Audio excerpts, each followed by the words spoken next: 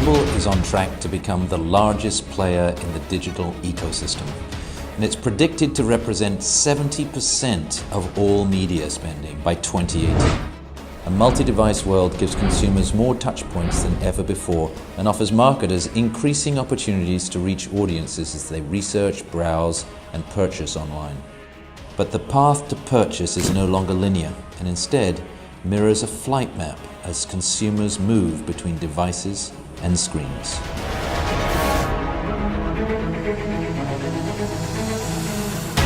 Ten years ago, there was no problem because most users were only using a single digitally connected device. Now we have tablets and smartphones and wearables and TVs all on top of the computers that we use every day. And for a marketer, that makes understanding the user's behavior very difficult.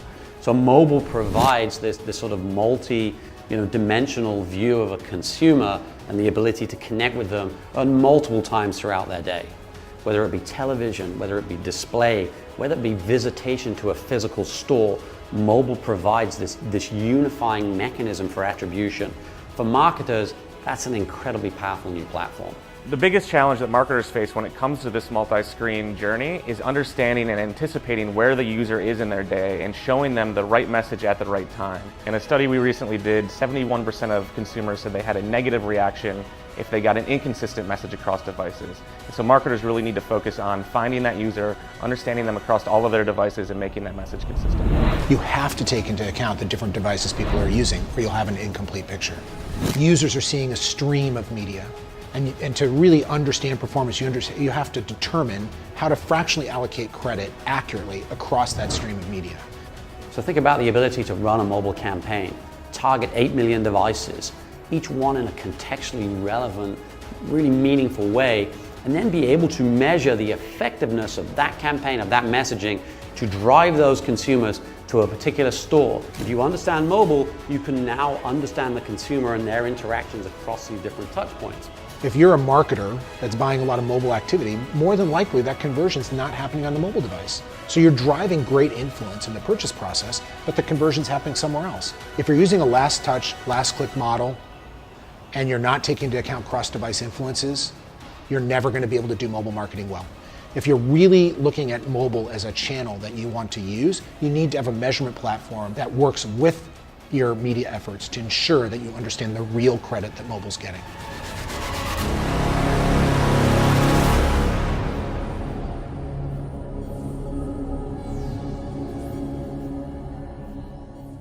Google, so that's kind of awesome.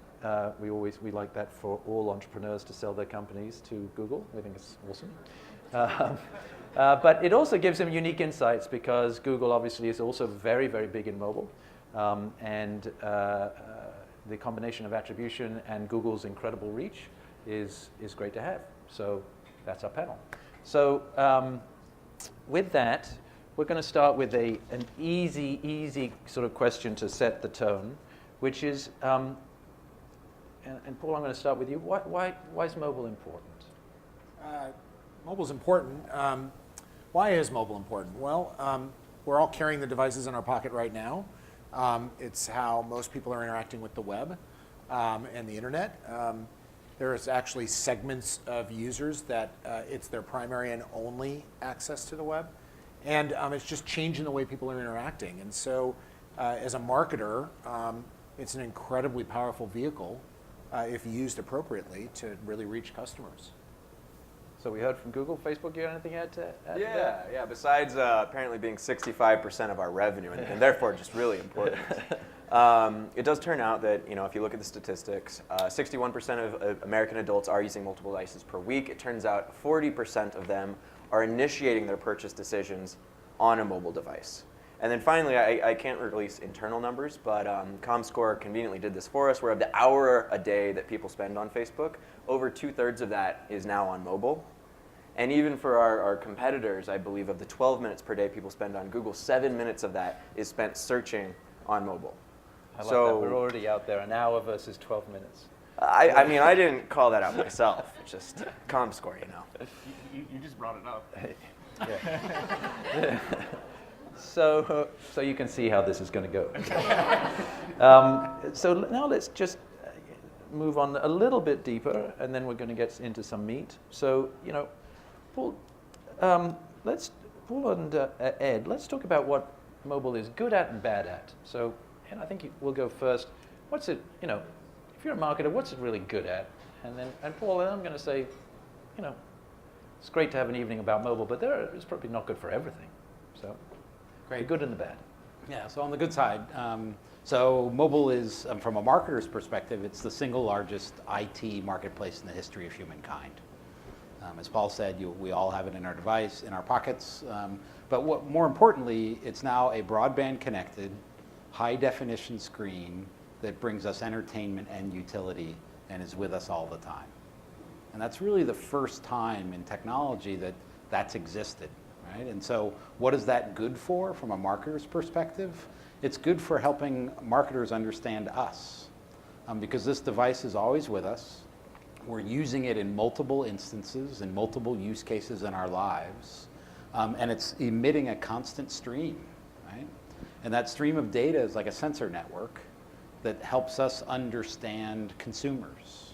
Right? And that stream of data is incredibly powerful for us. As marketers to process and understand consumer behavior. And when you start to understand how people interact in the real world and what they're doing in the real world off the stream, and you start to connect it with more behaviors they have, consumers stop being consumers and they start being people. And when you start to understand people, not just consumers, as a marketer, you have a lot more of an intimate relationship with that person. You're no longer just treating them as somebody who consumes things, but you're starting to treat them as a person who has likes and dislikes and behaviors in the real world that mobile's enabling. So that's what mobile's good at. Bad? Well, I think people used to think mobile was bad from a form factor, right? The ad units weren't as impactful. I actually don't think that's true anymore. I actually think some of the ad units that are being placed on mobile are actually better than what you get on the desktop. So even though I'm supposed to talk about the bad stuff, I actually think that's something that, I always like throwing a curveball, James. You've always been trying. But I do think, look, as a form factor, if I see an auto insurance ad, for example, on my mobile device, am I really going to fill out a complicated auto quote form on, using my, filling out all these dials and forms? I'm probably not going to do that. So I think in some cases as a conversion vehicle to track conversions, that's where mobile tends to fall short. That could change over time, as phones become the size of tablets. Who knows? Maybe it becomes a little bit better, right? You take out my phone and talk like this. Just add a phone to my computer, and I'll go back to having one device. But as a form factor right now, I think that's a weakness. And when we all live in a last click, last touch world, that I think really underestimates or undervalues the real impact that mobile's having on conversions. And is it okay to encourage you guys to ask questions? Because otherwise it's going to be really boring. Just talking absolutely. A lot, I was going to go one more, and then we're going to give them a shot. Right? Okay. And I'll throw in, since I was supposed to do good and you didn't really do bad, really bad. So what's mobile bad at? Mobile's bad at when you think about mobile in isolation. It's bad when you think about mobile as smartphones only and you think about planning media around just a smartphone only campaign. It's just not an effective way to think about media and think about reaching and influencing consumers. You have to think about it in part of a greater integrated campaign and a greater understanding. So I think we have to, it's like mobile really, where everything's mobile now, right? And so why are we even differentiating between mobile and the desktop, right? It's everything we do now is mobile. What the hell does mobile even mean? We go into a lot of sales meetings and we talk about mobile, and occasionally people just mean mobile phones. And occasionally they mean mobile phones and tablets. And then I say, well, what about laptops? Laptops are kind of mobile. You can carry those around. We all have those with us. And so what is the definition of mobile? It's really blurred. And I think that's part of the challenge, is that when we have a conversation about mobile, everyone in this room probably has a different definition of what we're talking about and how that actually impacts what their goals are and what they're trying to do. So that's a perfect segue into my last question before we'll let them ask questions. Thank you, Dwight. Dwight's moderating the next panel. Dwight's had a lot of Red Bull. It's a beautiful evening. So Nick, for you, what's the difference between a cross-device strategy and a mobile strategy? I don't think you need a mobile strategy. I think you need exclusively a cross-device strategy. So explain what you mean by that, and what's wrong with just having a mobile strategy? I mean, Sure. So people talk about having mobile websites, you know. Well, yeah, don't get me started on that. I'm going to get you started on that. Has anyone here used stamps.com before? We had a bet on how long it would take them to say that. I'll save it for later. It may have been Facebook that coined the term, but it's really about marketing to people. You're not really marketing to devices anymore. And so if you want to reach me, to say that. Yeah. Well, it just rolls off the tongue. If you're trying to reach me, there may be clues that you get, the fact that I'm on a mobile phone, that I'm on a carrier network, that I'm on a tablet, or that I'm on a computer.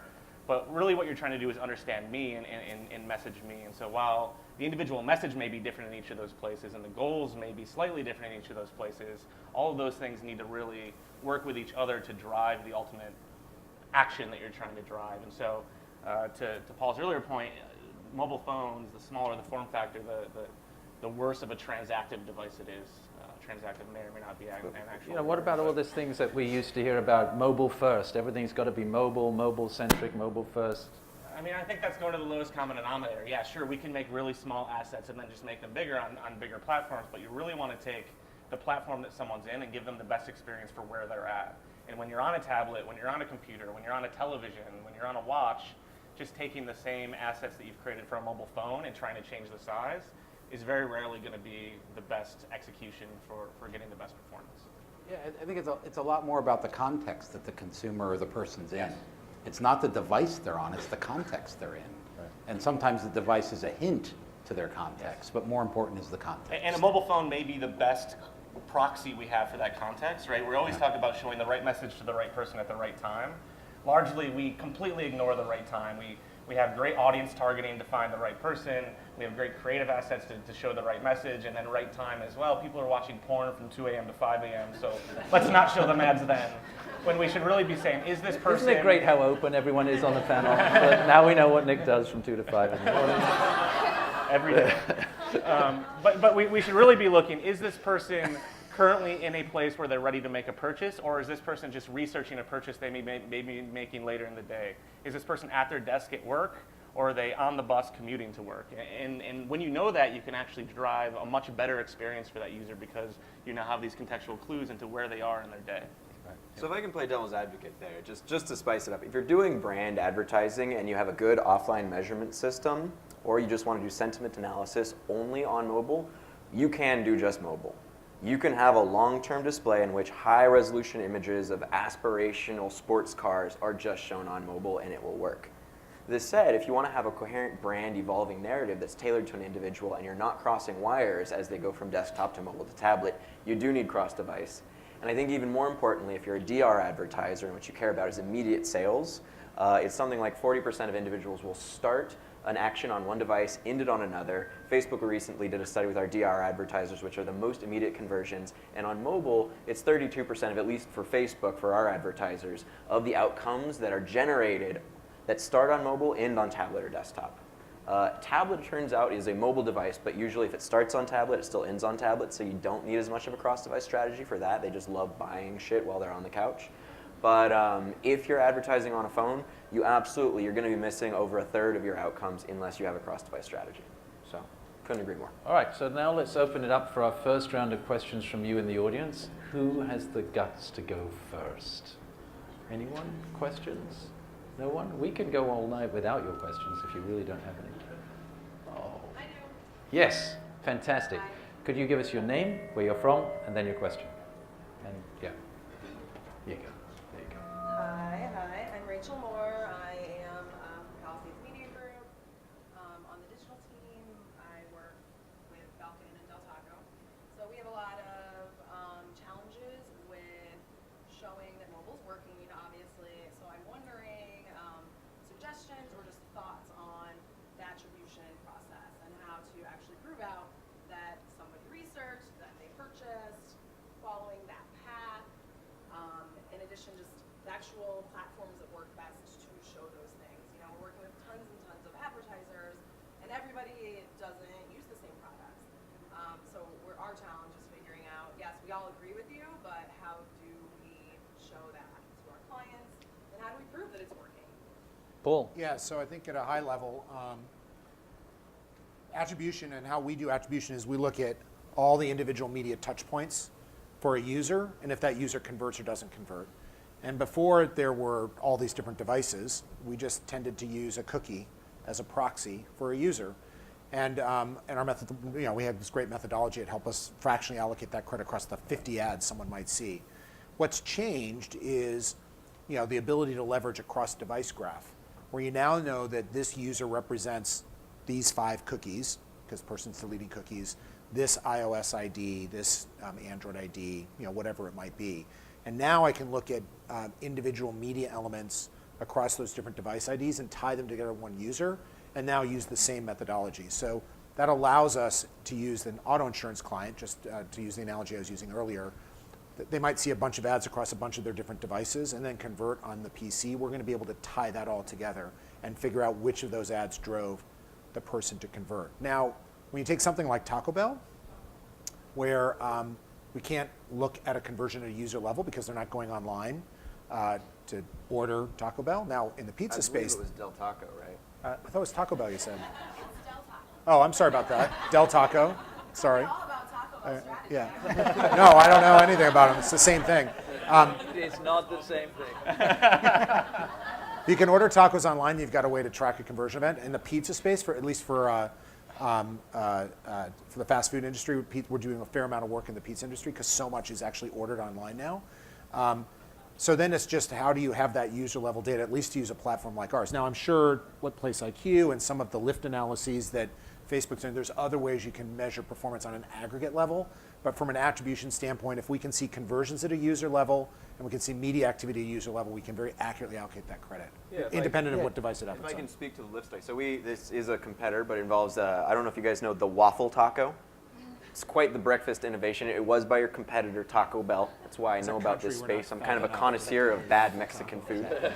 But so the waffle taco is this big launch, and they said, Facebook, you're hip with the 20-somethings who are probably up at 2 a.m. to 5 a.m., and maybe they're doing something besides, Colorado and Washington State. Yeah, exactly. Colorado and Washington State, and so they said, hey, we'd like to prove that this waffle taco campaign is driving traffic. What we were able to do is link to their register, their actual at-register sales, and link to Facebook users and prove we had a group that didn't see the waffle taco ad and the group that did on only mobile, and then show that a lift in people actually visiting and purchasing the desired item occurred. So that's what I'd recommend. We actually do at-register integrations with our measurement team that you can do a study of some statistical amount of people, throw $100,000 at it. That I don't know if that's in your price range, but you will be able to demonstrate lift or not very immediately. Is that just on Facebook, or is that globally across media they're running everywhere? Yeah. With Nice. Atlas, you can do it everywhere. With Atlas, you can advertise on Google, on any website, on Facebook, and get that same lift demonstration. So also, if I could, back to Just your toss it in. Thanks for the tee up. back to your original question on attribution in mobile. Paul talked about online and attribution online. The beauty of mobile is you can move attribution from being just a digital measurement thing to a real world measurement thing, right? So with mobile, you can determine whether the person visited the location, right, post-campaign, right? So you move attribution from being a digital only sort of notion to a real world and physical notion, and start to look at, we call it, as do a lot of other people in our space, place visit rates, right? PVR, which is how many times do people actually visit the place post-campaign, and you can measure that at any number of days post-campaign, and there are curves that you can look at to see the efficacy of the campaign. But that notion of thinking about attribution and thinking about digital and limiting yourself to only digital measurement and attribution, you should start to think about how do my digital campaigns affect physical behavior, because mobile can start to help you understand that. Again, because of that stream of data coming off the device and our ability to measure whether people actually take the actions in the real world that you want them to take. So to summarize that for everyone, if you want to see whether a mobile campaign works, there are multiple solutions out there today that you can go to. You're not going to get them from your traditional vendors. So Magnetic, for example, will do a great mobile campaign, but we're not going to be able to measure the efficacy for you. You're going to have to use one of these guys or someone else. Well, that's not entirely true, right? So TapAd is out in the market actually taking their cross-device technology and licensing it to others in the space. We think that the data that Facebook has, and actually with the things you're doing with Atlas are very cool. I'm very, very happy for you. And even the odometry solution are great. But if you're not using odometry and Atlas, then maybe those aren't great solutions for you. And so what we're really trying to do is take our cross-device data set and make it the common currency by which people think about cross-device data in the ecosystem. So if you use a different attribution system, and you use a different dynamic creative system, and you use a different social network if one exists, we're actually able to take the TapAd data and port that into all of those different places. So no matter what you choose as your marketing stack, you can still get those same insights that you would get with going to these guys directly. Other questions? Yeah, over there. The mic wasn't working, so just speak loudly. Oh, you got it to work? Here, I got it. Yeah, you got it. Fantastic. We like to keep our magnetic employees fit by making them run around the room a couple of times. Sorry, this is going to be a very general question. So, probabilistic versus deterministic. Nice. Oh, Go. That's my next one on the list. That's my next one. There's actually a reason. And by the way, that's a ringer right there, just for the record. That is a ringer. So, because you're with TapAd, right? Yes. Okay. Good. Tap the ad. It's actually Sean's birthday, so. Oh. Fantastic. Happy birthday, Sean. Prosecco's on us. All right.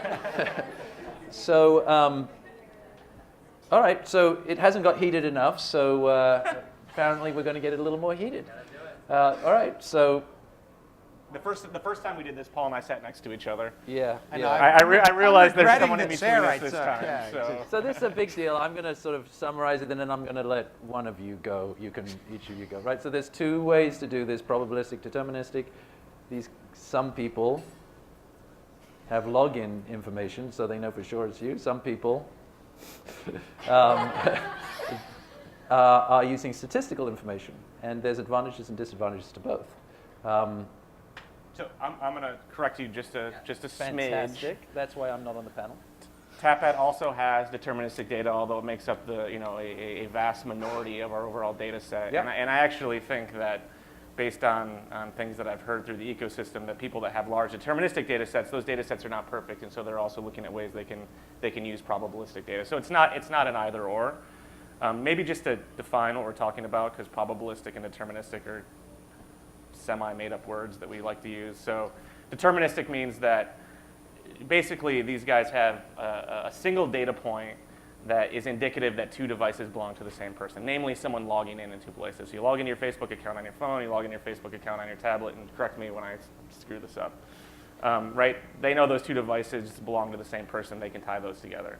Not a perfect data set. You could have a shared device. You could have someone sharing logins. Like it's not the end-all be-all, but we'll admit it's pretty fucking good. Probabilistic data, or weak signals, as I like to call them, are data points that by themselves really don't tell you anything, but combined over time at a certain frequency can start to tell a story. So, our basic premise is that people are creatures of habit. I'm a Buffalo Bills fan. I'm reading Buffalo Bills news across all my devices. Wow. I said I'm a Bills fan. Like, it's the worst team in the NFL, and you're still ribbing me. It's a tough crowd. Seriously.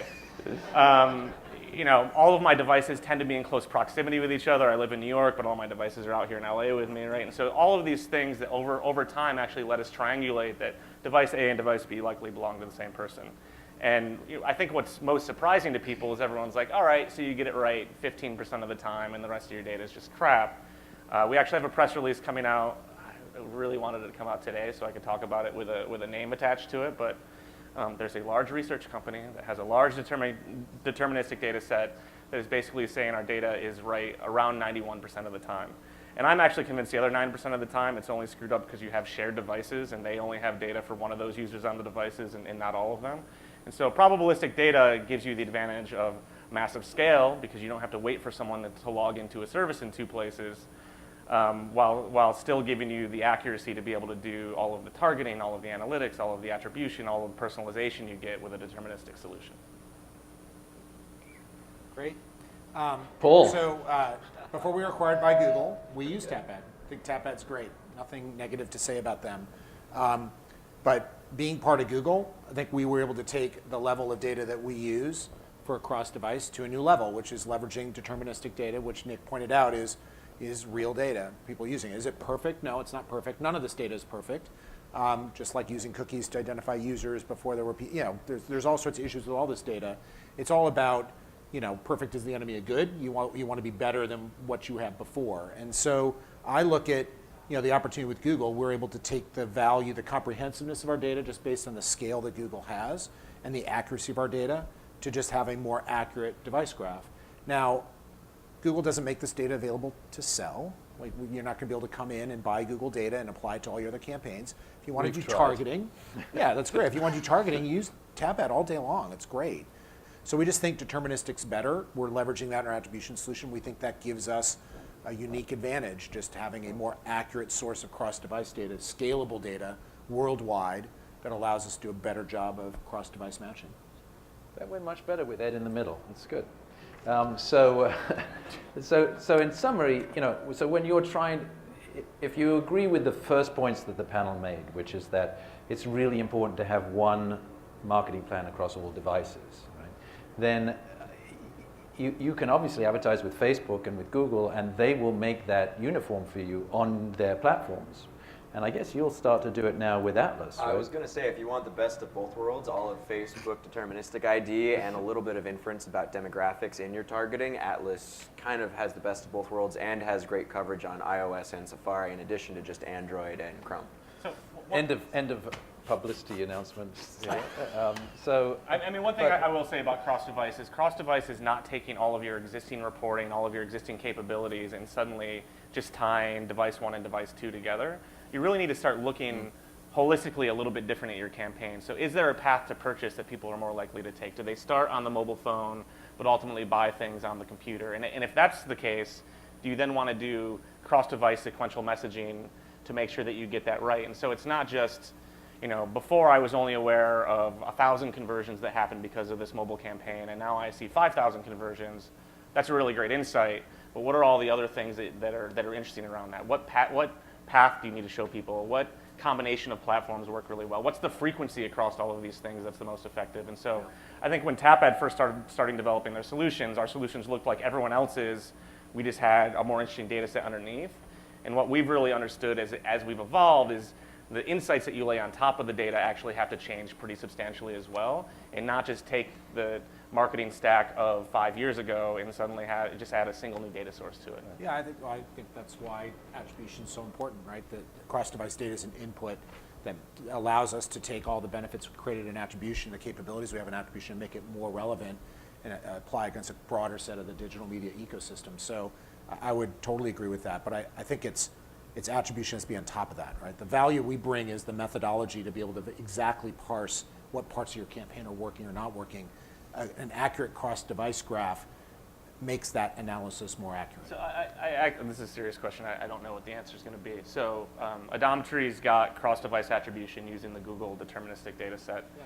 Let's say that I find that what I really want to do is first message someone on their phone, then message someone on their tablet, then message someone on their desktop. Right. Is there an option within the Google stack to actually do targeting that's based on, once I have the attribution, I sort of have a media mix, I have a plan that I want to go execute on. How do I go execute on that plan? So there's what we can say, and then there's what you can infer. So if you look at, because we just haven't publicly announced this stuff, if you look at the assets that Google has, sure. They have a pretty robust DSP platform. They launched a DMP platform. They have market-leading ad-serving platform. I got to use we, I guess, right? Double-click search. So we have all the components that tie together to allow that to happen, and we have a pretty robust cross-device graph. This is we're gonna go sorry. for it. That's all right. I'm going to jump in a minute anyway. I've got something to add to this. But can you do it? And it's great. I understand that you have all the pieces, and a lot of people have a lot of the pieces. But if I actually want to execute on that tomorrow, I think the goal is to do that. I think you guys are able to do that now. That's awesome, and I'm never going to say advertisers shouldn't use you guys to do that. I think the value of we'll be able to do that. Yes, that's a part of the vision. So just to throw one last thing in there to make this even maybe more complicated for you, maybe make it a little clearer, but it mirrors off what Paul said, which is measurability, and whether you're using, we actually use the concept of observed data versus modeled or sampled data. which is another way of saying deterministic versus probabilistic to a certain extent. But so for measurement, it's really important from our point of view, especially related back to the earlier question about whether you've gotten people to visit a place. Are you measuring that through observing people and actual people going there? Or have you created a sample little profile or panel, and then you're probabilistically inferring based on that panel's behavior whether your total audience did that? You know, our point of view on that is the capabilities exist today for you to do that with observed data.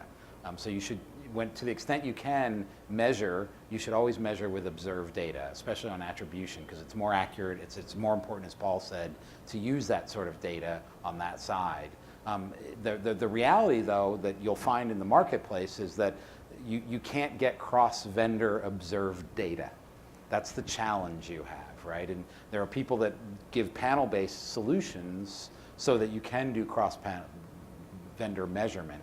But the ecosystem, us as a whole ecosystem, needs to work better at us being able to use observed data across without compromising each of our respective data assets, because a lot of our companies now value our future on the data we have, and we don't want to just give it up.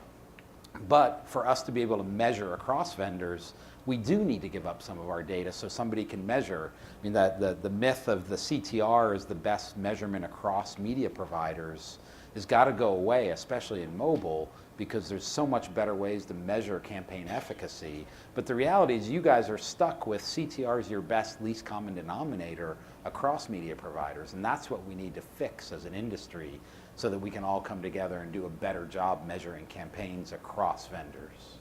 I'm not going to let you come in and say that you've got the solution, so, all right, good. We don't. Question. Well, I have a question because we keep talking about like post-campaign measurement, but what you're talking about is optimization. And so when we look at like attribution modeling or even cross-device, like letting it optimize throughout the campaign by itself, the audience, what is the interim solution to like checking in and making sure that mobile is performing the way it should be without going to CTR like CPC? That one I'll let you take. Pass. No, really? All right. No, so, I mean, there's a whole host of things that you need to use cross-device for, right? And I would actually start before optimization, before post-campaign reporting. I think planning is a really important thing, and something that we as an industry maybe don't focus quite enough on. We always want to show the results are really great, but what about setting things up from the start to begin with?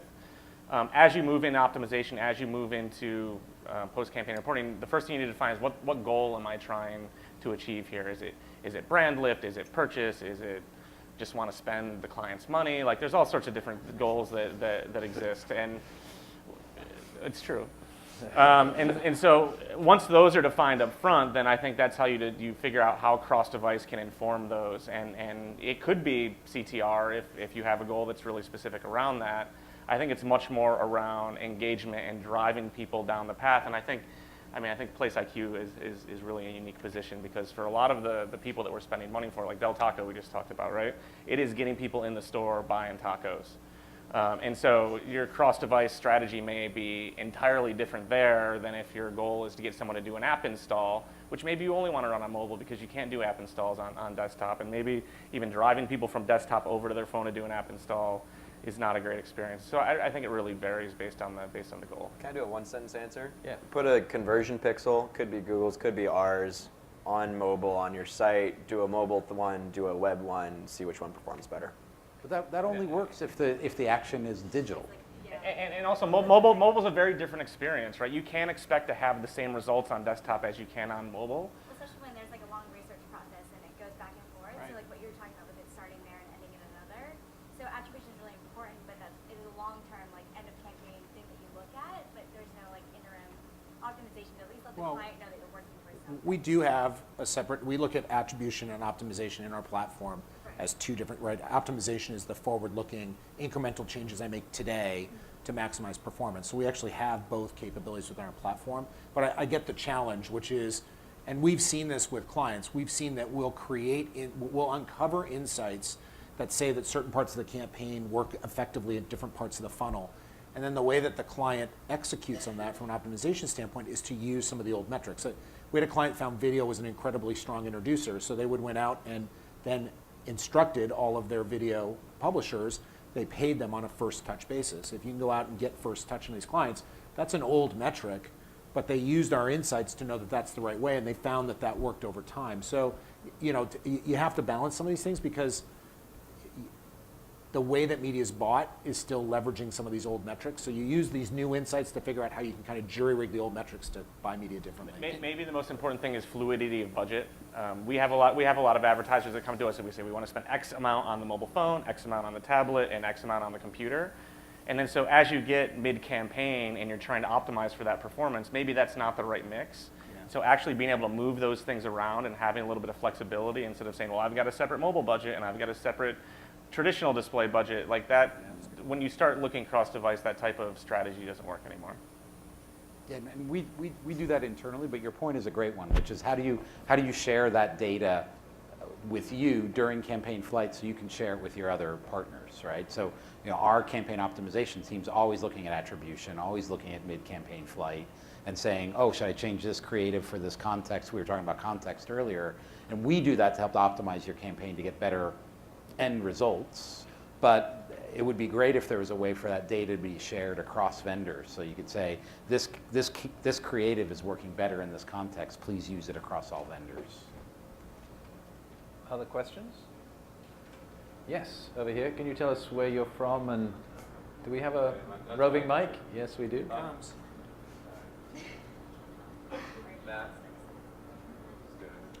Matt from Place IQ. My question is, He's my ringer. what do you think is really preventing marketers from being more progressive and innovative in mobile? Do you think it's because they're overwhelmed? I mean, we have 4 different perspectives up here. You guys all have your different products. Do you think they're just overwhelmed by what's out there and the technology that's available? But even beyond, just mobile media, attribution, because I still do believe that mobile is, you do need your own mobile strategy. The reality is it's a different consumer mindset, it's a different technology, it's a completely different user experience, right? So what do you think is preventing marketers from being more innovative, more progressive, just in the space in general, whether that's, again, mobile media, app development, everything, how do you think about Facebook mobile versus Facebook desktop, et cetera? Dwight, you want to try? Yeah. I mean, the first answer is I sit in a room all day and look at the best practices we ever see come. I don't know if you guys saw our new multi-unit product ads, but as an example there's some cool innovation where people will find something that the individual said they love, whether it be their favorite sports team, whatever, and that'll be the first product, and they'll scroll right, and it'll be like a bunch of stuff you could buy. And I mean, it's this sort of insidious way of getting people hooked with something they love, and then upselling to like a toaster or something, but it works. We've seen amazing stuff with brands, obviously app engagement, when you can innovate and figure out a recent example. How many of you guys have tried mobile web versus app and done an A/B test of doing that? Anybody? One. One? Two. 2? 3? 3, okay. 4, we'll say a few. I mean, that'd be something I would suggest trying. We've had incredible results of A/B tests. People that are already engaged with a brand, already have the app on their phone. If you send them to mobile web versus the app with a deep link, you'll get multiples of engagement. And it's just stuff like that where I think it's people are actually... Which one will do better, the mobile web? The app, absolutely. It's faster, it's more responsive, you can deep link exactly to the product. My estimate, and I don't know if this is a cop-out, is I think people are slow to innovate on every format. I would guess that TV only hit its stride a decade or so after the first television came out, and I think people are actually innovating on mobile pretty quickly. But that it does take time, and it does take native formats, which are not what people are used to. So, yeah, it's a bit of a hedge. Right. Yes, in the back, with the DuPont project. Yeah, DuPont project. Who's doing it right? Right, so What brands? No. We're talking about brands. Good job. Yeah. It's a good question. One of you volunteer a case study of a brand. Well, so I have that coming later. So I want to actually end with those case studies. So one of you now gives an example of one company that you think had a great, I hate to call it mobile strategy because we just said you shouldn't have a mobile strategy, you have a cross-device digital strategy, but one company who's embraced it, and doing it is great across all formats. Anyone? I gave you all that. Oh, Ed. Yeah, I mean, I can't name the specific brand, but I think in general, I think Auto is doing a very good job in mobile. I think Auto is understanding how to use mobile. I think it was not necessarily an intuitive format for a lot of the reasons we talked about earlier, which is that you don't usually think about buying a car on your PC or specifically on your mobile.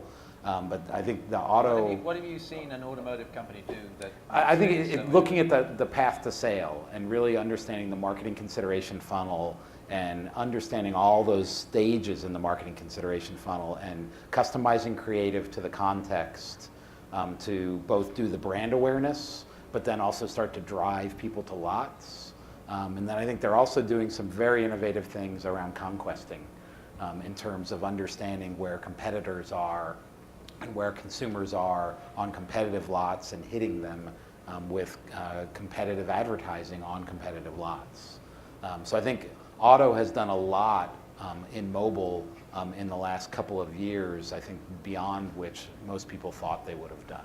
Yeah, if I can jump in on this one, Yep. I would say Zulily is one of our partners that is fucking nailing it.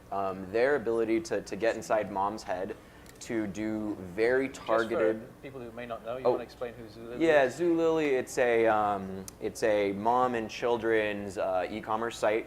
Has a lot of really awesome daily deals, stuff like that. But they get you in and they get you on the email list, and they do this amazing segmentation where they can find lookalikes digitally, and they do an engagement where they immediately send you the mobile site, get you hooked, and then do a very deliberate upsell into the app that I think has created a total lifetime value that's just off the charts. Like, these guys are some of the most advanced guys I've seen in really getting you mobile on the phone, where they're, I can't quote numbers obviously, but their ability to engage in a mobile way has been staggering. Yeah, it's, You can do it right. All the flash retail sites are doing really, really well on mobile because it's becoming the primary way that people buy.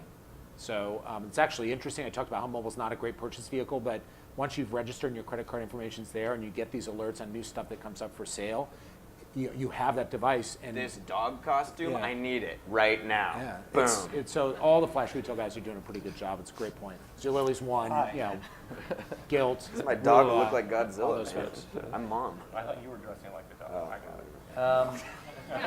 got it. Alrighty. So let's talk about how mobile changes attribution and some of the new dimensions that mobile can bring to attribution. And Ed, why don't I let you lead off with some of that? Yeah, so I think I'll use an example case study that we're going to finish with case studies as well, which is a TV network came to us and says we wanted to use mobile to drive tune-in. And not only do we want to use mobile to drive tune-in, but we want to measure whether the consumer tuned in. Right? So that's relatively novel. Most people wouldn't think about using mobile, a mobile campaign, to drive people to tune into TV, let alone to use mobile to measure whether they actually tuned in. Right? And this is an example of a partnership we have with Rentrack, which then goes back to the whole observe versus sample, Rentrack versus Nielsen. You should look at those companies. But Rentrack, if you're not familiar with them, uses observed data off of set-top boxes, right? And they have a home address, and there are third-party people who will take home addresses from two vendors and match in a privacy-sensitive way so that we can combine our data sets. So through our data of understanding where consumers are and what they do, we understand obviously where they live because their device tends to go back there every night and sit there all night and not leave until the morning. And so we call that a home dwell. We match that with Rentrack's data. So now not only do we know where you live and what you do during the day, but by matching it with Rentrack data, we happen to know what you watch on TV. So we were able to take a target audience and use Rentrack's data to target with observed data of people who watch sports TV programming and send them creative in the context that the particular broadcast network wanted that context to be sent in, which was to drive tune-in to Major League Baseball. They wanted it to happen at home, and they wanted it to happen in sports-like contexts out of home, sports bars, arenas, etc. We did that, measured it, ran it, drove that campaign. Then we used Rentrack on the back end to measure whether people actually tuned in who were in that sample set that received the ad. And we compared it to people who didn't receive the ad, and we could measure lift. So that's mobile attribution to TV tune-in that people didn't think, a year ago you wouldn't have thought that was possible. And a lot of people right now might not even know that's possible. But that's yet another example where mobile's being used to do something that you wouldn't traditionally think of as a mobile context. Right. So, I love these examples, and you can think of lots of others.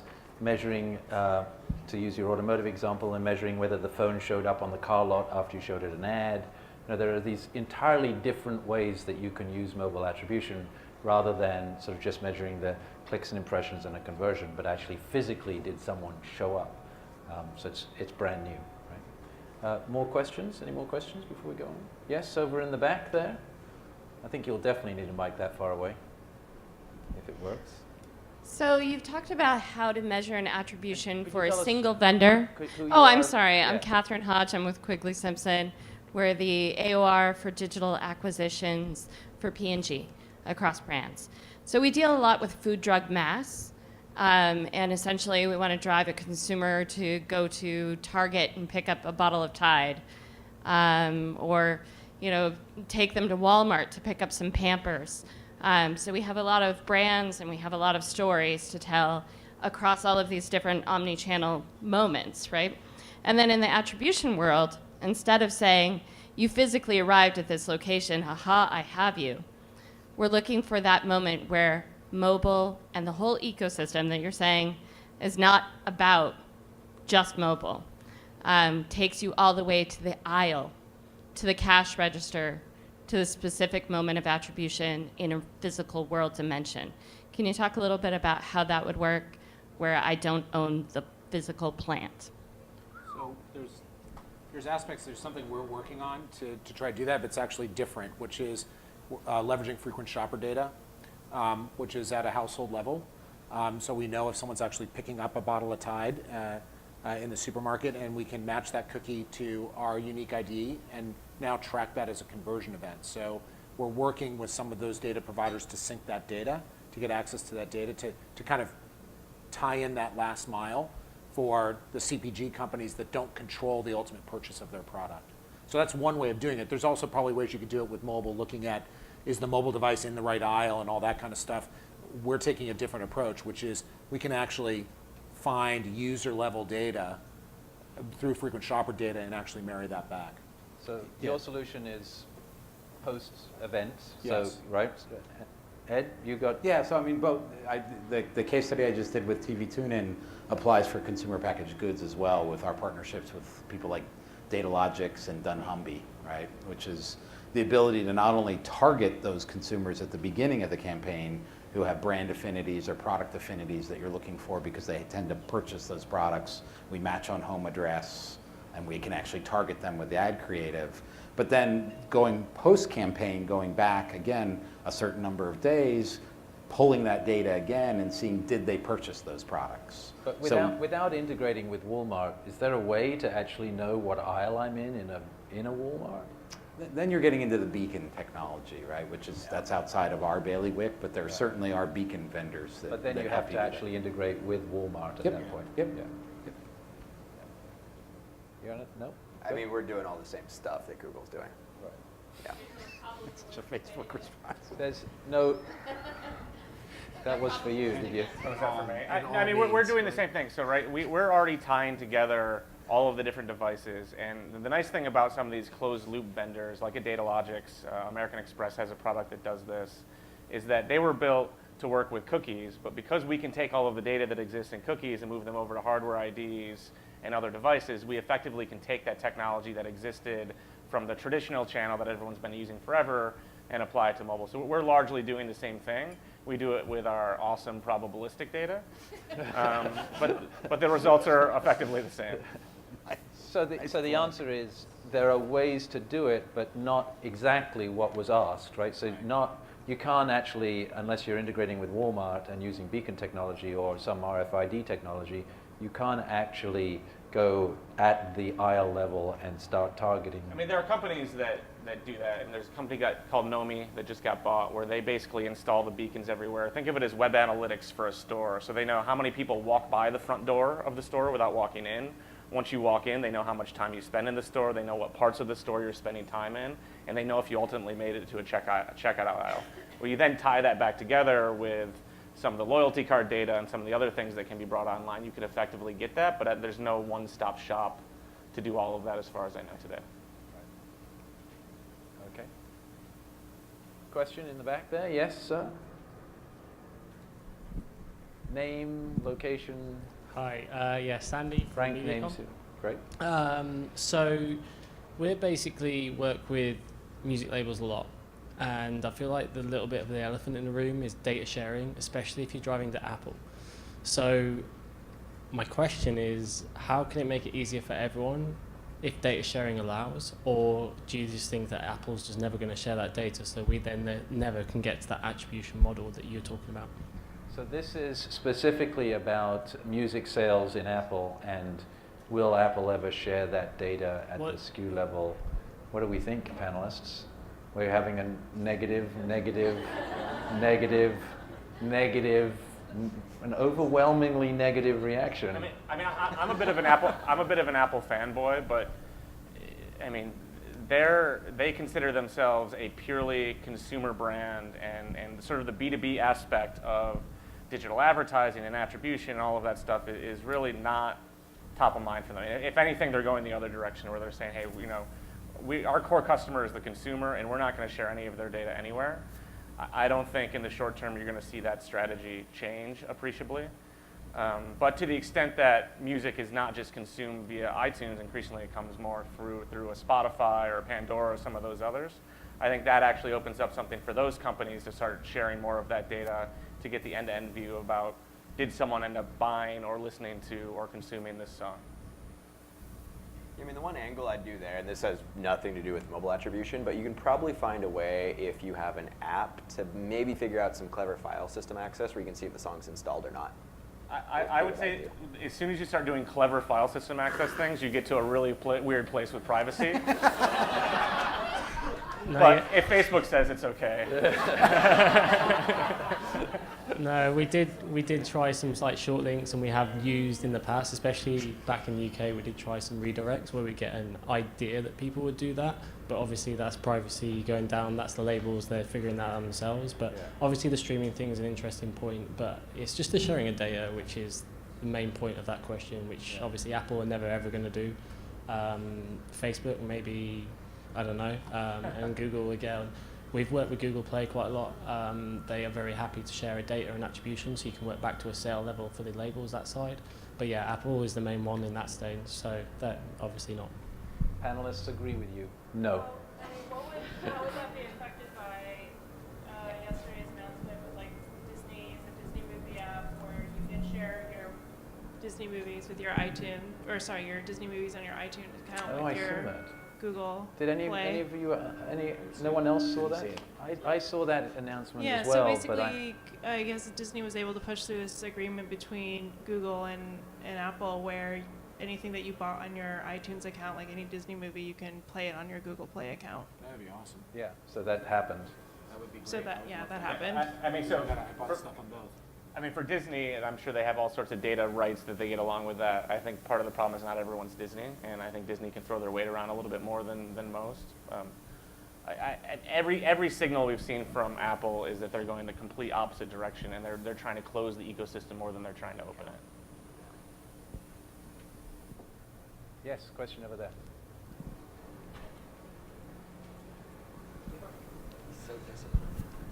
So in this discussion about Apple, it reminds me of Apple Pay. And so the idea of digital wallets comes into effect, right? Obviously, for people making purchases online, that's like a great place to find that ultimate conversion event. So what efforts have been made to incorporate the data from digital wallets into attribution on mobile? I'm going to ask a question of the group before you all answer it. How many here have used Apple Pay? 1, 2, 3. How many of you have used a different digital wallet on your phone? Okay, more. All right. Panelists, what do you think? using digital wallet data to target or attribute? I think it's something we'll do. We've not been asked by clients to do it yet, honestly. I think it's something Google will do because they're largely an advertising company. I think it's something Apple and the companies they're working with will largely resist because they're a consumer company. That being said, I think it's so much in its infancy at this point that there's nothing that anyone's really doing up to this point. And by the way, you guys are all first movers, in case you didn't know it. So we still didn't get that many people saying yes, and the population at large, it's incredibly small. I was surprised how many But people. I think it's a game changer for mobile, right? We talked about how hard it is to transact on mobile. If you can make it so I can shop on Amazon, or I can shop on Best Buy, or I can shop in all of these different places and just put my fingerprint on the thing and buy, that may be the thing that makes mobile a more transactive, again, I may use a made-up word, platform. I think it's going to be... That has to happen first. Yeah, I think it's years from now. And I think it's one thing to get the people in this room, it's another thing to get my mom using something like that. And so, you'll see millennials adopt first, and then you'll see the rest of the world do it 10 years later. And so I think we're pretty far off. Yeah. Okay, so I'm being told that we're at our hour, which means I'm going to allow one or maybe two more questions, depending on how good they are. And then we'll go through your case studies. Any more questions? No? We sound like we're good. Everyone's daunted by... Yes? One last question. Here we go. Here's the mic right by you. Hi. Hi. Danielle Chaparra, MediaCom. I just was curious as to mistakes that you guys have seen in cross-device campaigns or mobile-only campaigns. I love these questions. Mistakes. You can blank out the names, but mistakes that people have made. We had one recurring mistake in that just because you have cross-device capability. So one of the ways we think about cross-device is collect data on one platform, target that data on another platform. So I go to Del Taco on my computer, and then I show someone a Del Taco ad on the phone. That by itself does not necessitate a cross-device strategy. What you'll find is, yes, you can do some cross-device targeting, and you see some interesting things there, but where we really start to see lift is when you have multi-screen exposure. So when I expose someone on their computer, on their phone, and on their tablet. And to do that, you actually have to have some pretty sophisticated targeting tactics set up. You have to have the sequential message sequencing. You have to make sure that once you find someone on one platform, you're really aggressive about winning impressions against those users on other platforms. And so it's not a set it and forget it type technology. You really need to think, what am I trying to do? And then how do I set up fairly complex tactics to actually do those things? And we know this, and we still make that mistake over and over because we're like, oh, we're going to do cross-device retargeting. Who doesn't love retargeting? Everyone thinks retargeting is just the best thing in the world. It's okay. You really need to go much farther beyond that to really make it successful. Any other mistakes seen in the wild? A common mistake in mobile is if your campaign objective is to actually drive physical movement or drive somebody to do something in the real world, and yet you measure your campaign on a digital metric like CTR. We've actually seen CTR work in a negative relationship to physical world visitation. So it's a false indicator of campaign success if you're really trying to affect physical world behavior. Anyone else? I got three quick ones. The first is just embarrassing, and it's embarrassing on us too. We had a pretty big client that put in their app link wrong, and so for a whole month their campaign ran, and everyone that clicked it just got dropped into an abyss. Nothing opened, and they didn't notice for a whole month. So we catch that now, but do check your app links. Second one is a lot of people really overestimate their total lifetime value, so they spend all this money getting customers, and they assume that, man, that person's going to stay around for years and spend hundreds of dollars, and it's just wrong. Like, don't do that. And the third one being when you're doing remarketing, set frequency caps. Like, a lot of people are like, oh, well, gosh, we're going to show you this couch 20 times, and the 19th time you'll buy it. It's like, we have the number one complaint we get from people writing it on Facebook is like, dude, I bought a couch last month. Stop showing me couch ads. So frequency cap your remarketing. And you know what? I got one. So mistake made. We used your data for a client.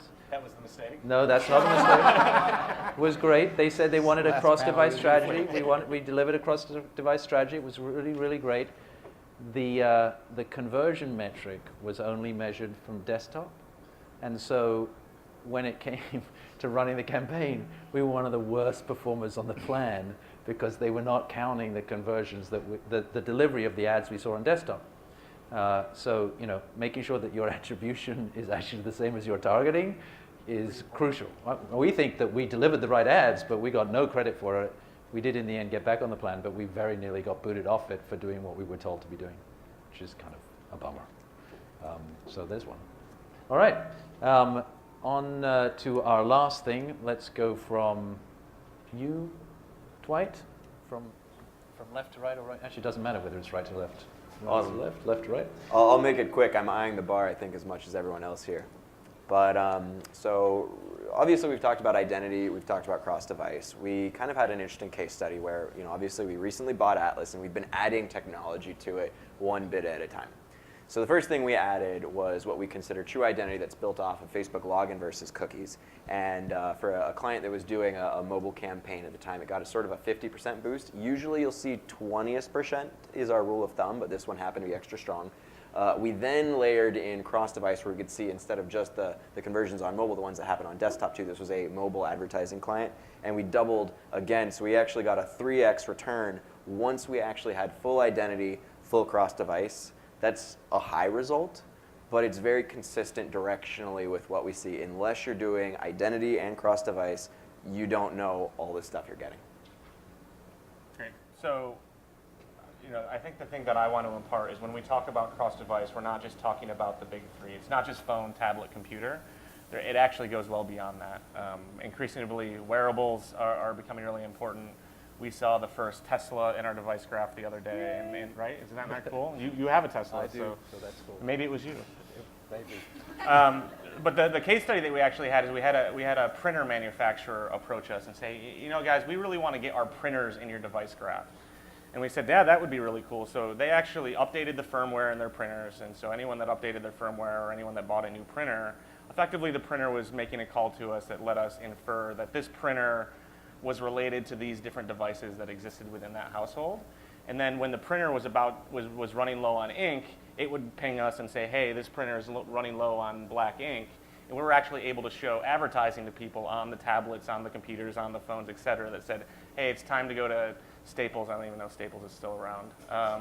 It's time to go to some store that sells printer ink and buy printer ink. And so, you know, as we talk about cross-device, you know, you should really think about it to be future-proof. So wearables, printers, cars, refrigerators, washing machines, sort of the sky's the limit. I don't think there's any, you know, if you use Kickstarter, every day there's a new device that is internet connected, the Internet of Things. And so I think the opportunity to look at this goes well beyond where we are today. There'd be a 3D printer that prints another screen.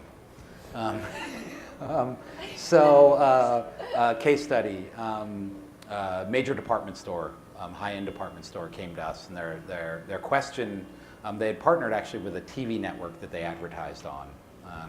And the TV, they had a dual question. One, their agency wanted to know, is TV more effective than mobile at driving people to the department store? So help us compare the two. The TV network had two channels, one a premium channel and one a standard channel, and they wanted to be able to prove the premium channel is more effective at driving people to your department store because the CPMs on that channel were higher than the standard network. So we set up a campaign where, again, using RenTrack data, we were able to target consumers, one, who were customers of that department store through understanding whether they visited that department store and looking at some of the purchase data we get from our partnerships. And then also using the RenTrack data to know whether they watched the networks that retailer advertised on. So we targeted them with mobile ads, and then we measured store visitation. We measured store visitation for consumers who only watched the premium channel, for consumers who watched only the standard run-of-the-network channel, and for consumers who saw only the mobile ad, and then pairwise combinations of all three. And we measured store visitation across all of them and showed uplift in what we call PVR lift of up to 300% when you combined mobile with premium network TV. versus mobile alone or network TV alone.